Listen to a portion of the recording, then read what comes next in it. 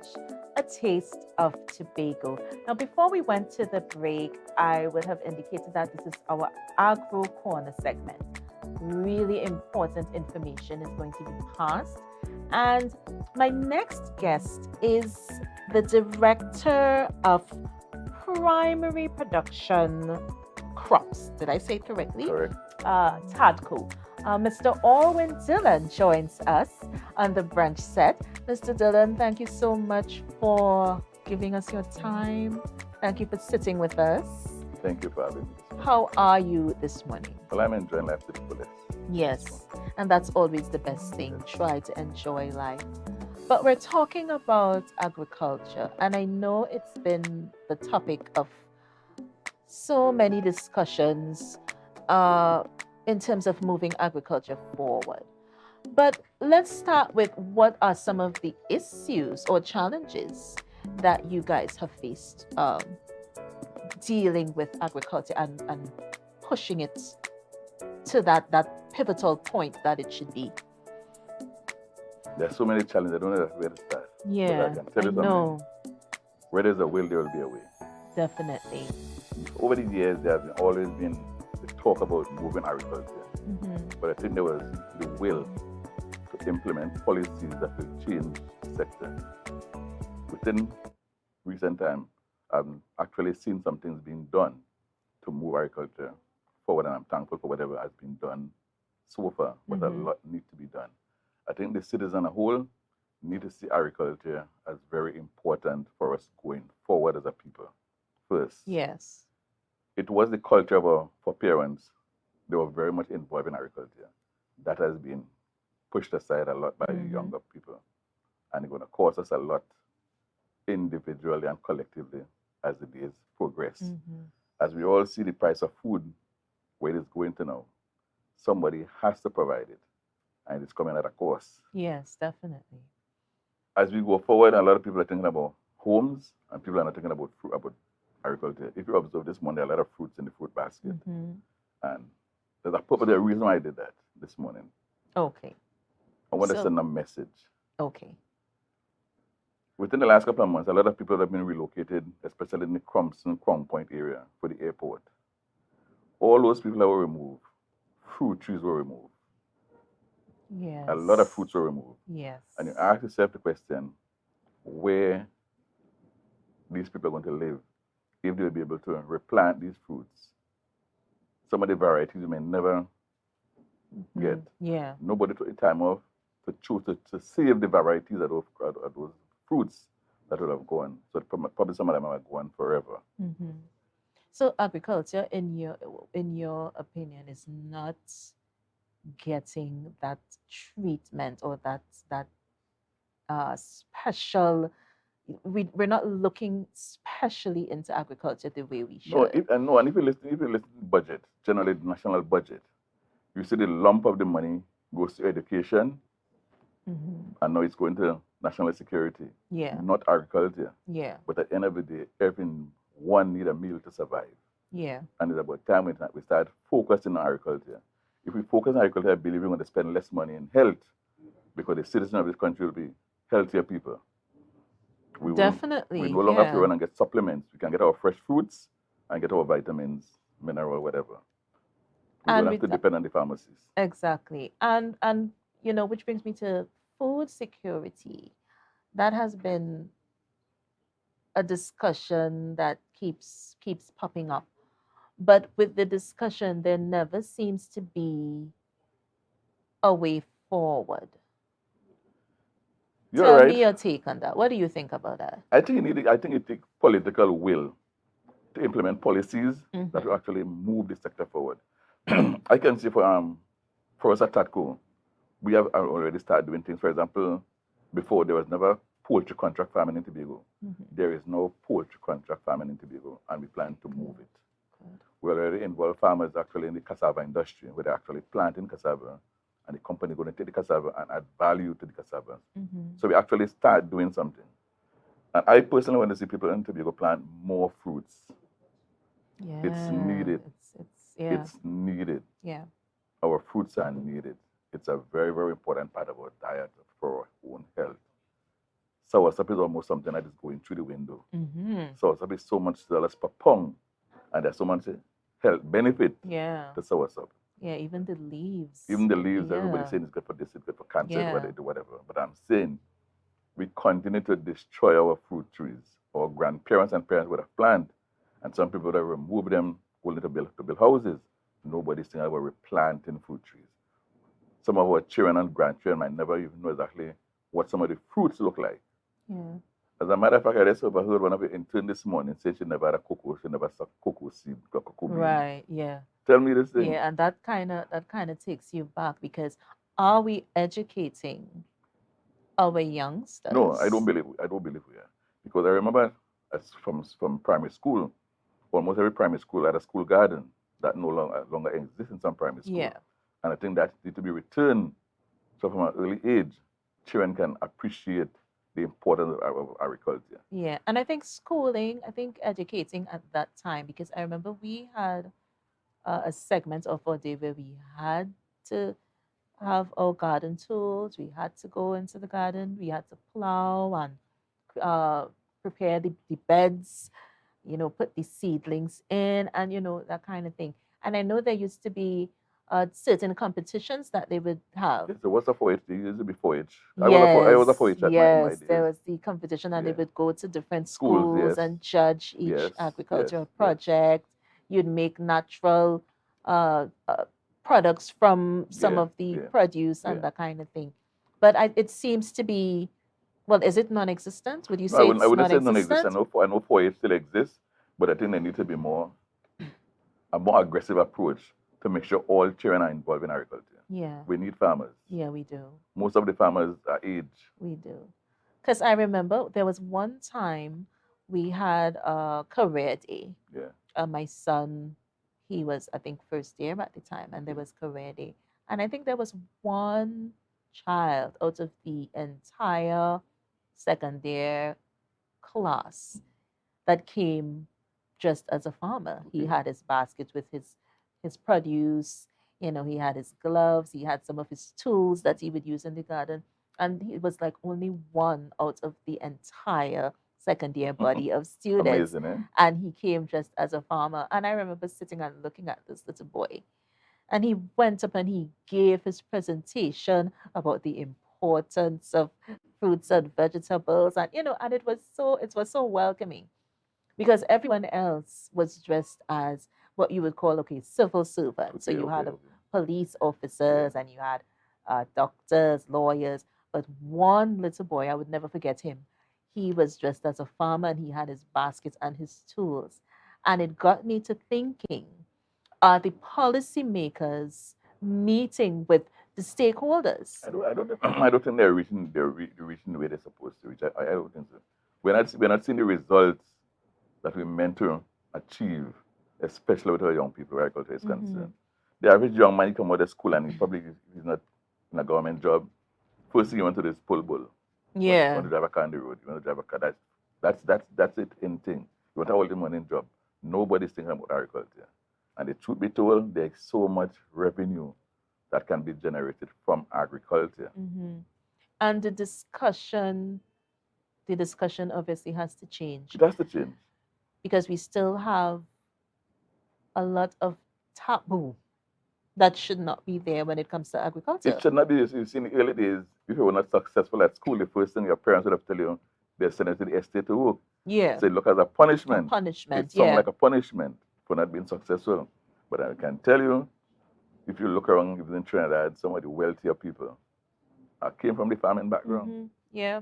You go to places like El Socorro, and you see the kind of apartment buildings that farmers would have built, because some would have get age now, so they get out of the agriculture, so they built big apartment buildings from Yeah. street to street, big blocks. It take money to do that, and it's farmers that do that. And I know the taboo, we come back to the whole taboo thing. I remember there were two schoolmates. Their mom was a farmer, and she would sell her produce at the market, Scarborough Market. And socially, they were ridiculed for that because their mom is a farmer. But when you look at the type of imaging. They were always well dressed, the most expensive sneakers, and you know, and even with that status and imaging, they were ridiculed because your mommy does sell in the market, and that was like a big joke that her mom was a farmer and a vendor. And I'm saying it brings me back to the discussion. We still have that It sort of still is, taboo it exists. existing in this But day and age. one should be proud to be a farmer. Very much so. You're making money genuinely, clean money. Very much so. So let's get to the importance. Let's go back to the importance of agriculture. We touched on food security because we're importing a lot. Yes, we continue to. Yeah, we're importing a lot. And a couple times I heard the budget and we were in deficit. So, which means we were spending more than we were bringing in and earning. Yeah. So tell us about the importance of agriculture. Okay. I'm saying the same important. It's very important for us going forward. Yeah. If we don't feed ourselves, somebody has to feed us. And it comes at a cost. Most of the time the food get here, it's already paid for by somebody to import it before it gets here. Yeah. And every step it makes, there's additional cost to that food. For us, most of our food produce comes in from Trinidad and not produced in Trinidad. Some come from Caribbean countries, some come from further field. And every time it travels from point A to point B, there's additional cost. So the end users, what Tobagonians, end up paying more for food. Oh, there you go. Yes. We pay more for it. We pay more. For example, the bananas, you've seen the streets, very yellow bananas on the streets. They're not grown in Tobago. They're not grown in Trinidad. Everybody buy bananas. Imported, yeah. It's imported. Bananas can be grown here successfully. Exactly. All the vegetables, all the fruits that we bring in can be grown here successfully. All the fruits that's in this basket were grown right here. Yeah, I was looking at I made a comment about the passion fruit because my mind ran on passion fruit. The juice, it makes like a really lovely tasting juice. Yeah, that's what I grew up on. So when I saw the passion fruit, I had to comment on the star fruit, the five finger as we call it here. It's like a powerhouse. It's like chocked full with, of course, a lot all of vitamins, these vitamins and stuff like that. All our fruits and they are fresh fruits. Yeah, yeah. You can just go to the back of your house, pick a fruit, and eat on a daily basis. You have all the fiber, you have all the nutrients that is required for a daily intake. But yet we choose, because absence, we go to the drugstore, we get a little flu, we have to go and buy this. Yeah. Limes, everybody could have a lime tree. You don't have to become a very big tree out of control. You just prune it and keep it under control. Definitely. And if you prune your trees, you get better quality fruits. Less fruits, but larger fruits, better quality fruits. Definitely. And you heard it right here. On that note, we're going to take a break. We're going to be right back with more Mr. Dillon. We're going to talk about these lovely fruits in the baskets, and we're going to talk about more importances of agriculture. We'll be right back after this.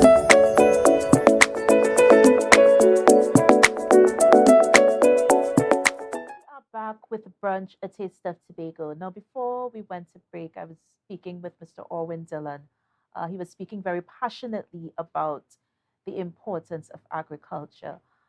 During the break, we had this wonderful discussion about some of the history of our lovely island, Tobago. He was alluding to the fact that we were actually agricultural giants. We were doing our own exporting of cocoa, and you mentioned a lime. Yes, we had a lime factory. A lime factory. We were exporting lime juice out Yeah. of Tobago. Oh my, we're going backward with this thing. We Very need to far be back, going forward. We were exporting. At one time, I remember we exported copra to Port of Spain, CJ. We had Bonaccord Estate, Lowlands Estate. All those estates that were exporting copra to Trinidad by the bags. Wow. So what are we doing? What are we doing for schools? Are we doing any type of education in schools when it comes to agriculture?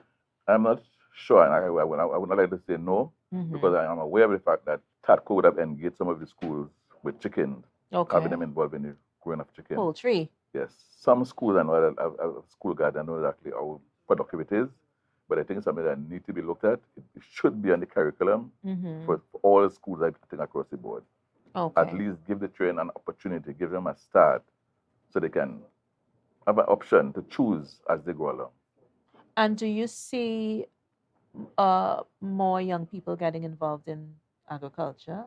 I think once they expose to it, and you expose them to it, I see the need, I see it happening. Yeah. I see it happening. Because we went on a trek to Kendall Farm School one time, and I think they were doing they were making honey and other commodities like that. So that was just one of the few places that were actually institutions that were actually getting hands on. As a student, you're getting a hands on type of training, but we need other institutions. Well, fortunately, you mentioned Kendall. I'm a product of Kendall. Well, there you go. There you go. I went into Kendall on Monday, the 10th of November, 1975. Right. I did, agriculture. I started at school. When Mr. Silton Rodriguez was the agricultural teacher at school at Bonaccord Government School. So I started there, and I was encouraged, and I went on to Kendall in 1975, Wow. and I continued. So for the Yeah. last 45 years, I was actually directly involved in agriculture. And you mentioned the 4-H club. Yes, I was a 4-H. You were primary school. 4-H Yes, as well. Yes, I was. Okay. And it was nice competition. It was encouraging. I remember one year we had a tree planting competition in Tobago. I was first. I remember going to Trinidad to participate in Trinidad. I think I was third to Trinidad in tree planting competition. So there are a lot of incentives. I remember those. I remember those. I remember those things. I participated in competition, national competition, run up in Trinidad, came first place in Tobago before. So there are a lot of benefits of being in agriculture. And the Ministry of Agriculture, are there any discussions taking place or carded to take place? I can say for the Ministry, as I said, the Ministry of Agriculture, we do not have a Ministry of Agriculture, we have a Division of Food Yeah, Security but in I was Tobago. talking Nationally. Yeah. The secretary for our division, she will be able to say that what kind of discussion taking place between the ministry and the division. Right. I'm not Okay. in a position to say at that level what is happening at this point in time. Okay. What kind of collaboration is taking place? Because I think we did, like we said before, the conversation. Yeah, Definitely we just needs to experienced change. the visit of we just experienced the visit of a king from Ghana, and I heard him talking about energy, and I was hoping to talk agriculture and probably bring in some planting material from Ghana into Tobago to transform the agricultural sector. Those are the kind of things we need to see happening, bringing new varieties into the island.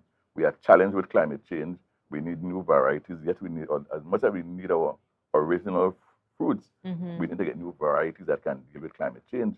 And those are some of the kind of discussion I think should be taking place, where we can have new varieties coming on the market along with our local, so we can actually reach the challenge of climate change. Definitely. So tell us about this wonderful basket. It looks like a painting. It looks like it looks like a portrait. Yeah, tell us about. Believe it or not, guys, there are persons who may not know what some of these produce are. I'm just being as real as I can. There may be persons who don't know. So I'm going to let Mr. Dillon just give us a synop of what is in his wonderful basket. So where would you like this to is start? It's a pumpkin squash. All right, so we're And starting with the believe pumpkin. you me, it was not planted by me. Okay. It just grew up on the farm, and I left it, and it sprouted into this. Wonderful. This was harvested more than 4 months ago. There was no fertilizer, no money. It just grew up, and I left it as a vine crop, and it produced. And it was there for months now. And because I was coming, I choose to bring it. Wonderful. These 5 fingers were harvested yesterday. So you can see the still stem is there. And star fruit. I saw it on the internet, and they were calling it star fruit as well. Now I can testify to this fruit. You see the vitamin C in this You guys need to check this out. The vitamin C is amazing. It is out of this world. And also the fiber. It has a lot of fiber. It's chock full with fiber, iron, you name it, this fruit has it. So I just recently was getting over the flu, and this was some of the juice I had to drink this like on a daily basis, and it really helped. So just letting you know, if you see it around, it's something that is really beneficial. Next, we have Pomegranate. pomegranate. Yeah. Don't know if you guys saw this. Sometimes they look a bit uh, purple. They have Yeah, like a yeah, purple yes, color, yes. some of them. Yeah, this is Very expensive. also Very expensive. chocked with vitamin C. I know that for a fact. Right? And of course, my favorite, a passion fruit. Now, I was talking earlier about passion fruit juice. It's one of the most refreshing juices you can have. That flavor. Someone made wine with it some time ago. You could make wine with, Yes, you with can. just about anything, Yes. as a matter of fact, but Yes. somebody made wine with this. And the smell, the aroma, the smoothness, also very good for cold and oh, it's or they just go up and read about passion fruit now. I don't have to say anything else, but this is definitely one of the fruits you need to try. So for those of you who don't know what this is called a passion fruit. And of course, well, you guys know this one. You guys know this. Yeah, this is, as we say, sabuka, Avocado. but you guys may know it as avocado. In our local parlance, it's sabuka, but this is avocado. Yeah, one of the many important sources of fats and potassium that the body needs. So, yeah, I'm hoping that Mr. Dillon would give me this to carry home because I need some to eat with some pilau later. Well, there's no need to put it back in the basket. Yeah, I'm hoping he would give me this. Yeah. These are locally grown bananas. So then we have bananas. Not imported. Not imported. No chemical. No chemicals. And we don't have to worry about the shipping and handling because we don't know if all those sanitation policies are up to par. So this is grown here, natural, no pesticides, no preservatives, none of that. Natural, natural, natural. That's what we're doing today. Agriculture, brunch morning show. Mr. Dillon is here. We're talking the importance of agriculture, and this is where it's at. So, bananas, not imported. Let me just mention that again. Locally produced limes. And then we have limes, locally produced. And of course, sugarcane. Now, I was told we used to export sugar. Yeah. So we were doing all these things, and we need to get back to those things. The importance of agriculture, that's what we're talking about. And if you would have been around for the Charlottesville experience, they were actually like squeezing and grinding this into cane juice and to make sugar. That was one of the staples of our feats here when we went to Charlottesville for Natural Treasures Day. So this is what this is. Some people may not know. I know it sounds silly, but there are persons who don't know what this is. So this is sugarcane. Yeah, we talked about everything. Yes, I believe so. Basically, yes. You know, and so we could conclude and say that definitely the conversation needs to be had. Yes. It has to change the narrative. Yes. The policymakers need to somehow meet with the people who actually do this thing. Yes. The conversation is being lost. And so we chart forward. Let's chart forward positively. Let's go to the schools. Let's get to the young minds. And let's, build that appreciation for agriculture. So thank you so much for joining us. Always a pleasure. I had so much fun talking with you. I'm hoping that you can come back because we have some more Okay, to just let me discuss. know I in know advance. Tadco is doing a lot Yeah. and we need to touch on that. Okay. You guys are making headways with agriculture. We're going to take a break, but before we go, guys, trivia. Let's get to that trivia. Um, Tobago Heritage Festival just ended, and we would have had, you know, the winner doing her thing, the people that went before her, the pioneers. You know, who was the first official Miss Tobago Heritage Queen? Now, remember the prize, your lovely prize, is a breakfast for two at the Magdalena Grand Hotel here in Tobago. All right, so we're going to take a break and we're going to be right back.